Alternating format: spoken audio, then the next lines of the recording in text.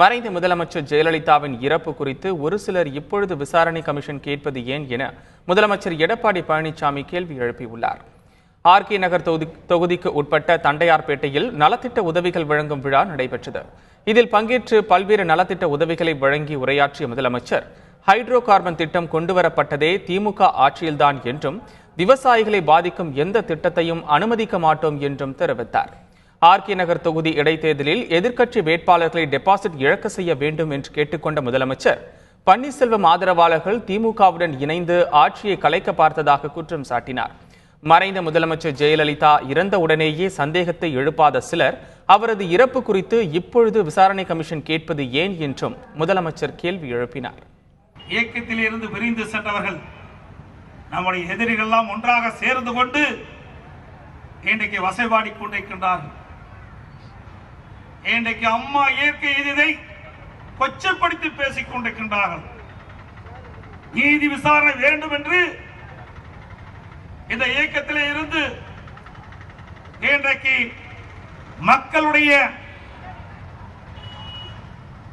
இதயங்களை வீட்டுக்கின்ற இதயம் புரட்சி தலைவி அம்மா மீது பழி சுமத்துகின்ற விதமாக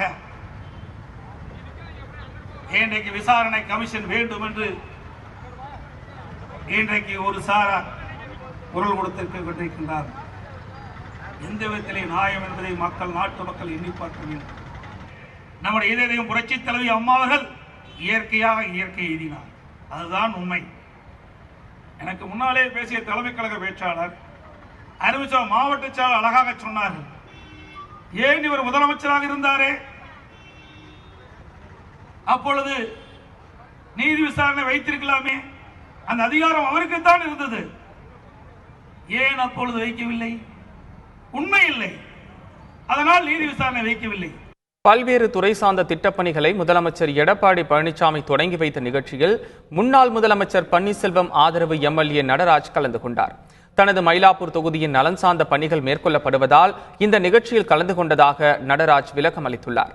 மற்றபடி பன்னீர்செல்வத்திற்கு ஆதரவு என்கிற தனது நிலைப்பாட்டில் எந்தவித மாற்றமும் இல்லை என்றும் அவர் திட்டவட்டமாக தெரிவித்தார்.